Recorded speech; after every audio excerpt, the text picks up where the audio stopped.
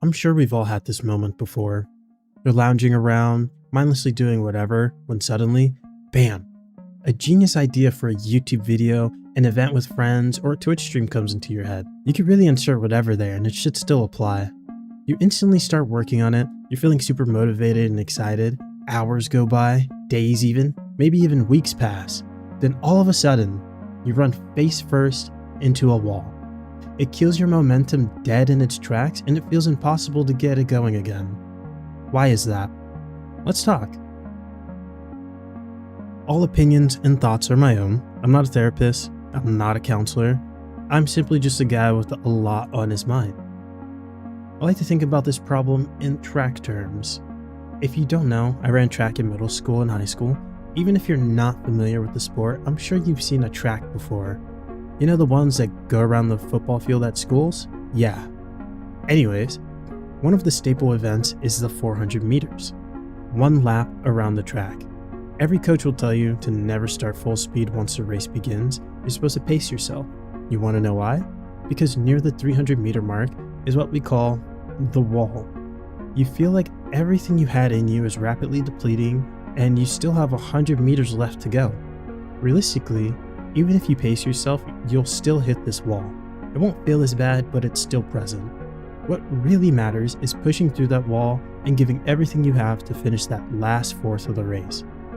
I think hitting that wall of motivation when it comes to new ideas, skills, what have you, feels so impossible to push through because no one is really prepared or training for that moment to happen. You feel like you can go on forever in that moment, but once that moment is gone, then what?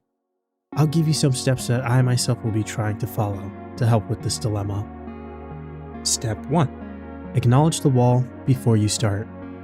You know it's inevitable, so pace yourself. Really focus on what the end goal is. Break up everything into smaller, more digestible chunks and celebrate those small milestones as you head to the bigger one. Step 2. Plan. Like I said earlier, break it up into smaller goals and achievements so it doesn't feel too daunting to pick up when the wall comes. Know your limits. I'm sure you've had a rough idea of when, why, and how your wall comes about, so plan around it. And step 3. Commit to the plan and see it through to completion. I honestly feel like once you conquer it all and make it to the end, it really changes you for the better. Suddenly that wall you feared or even weren't aware of is now farther away or smaller.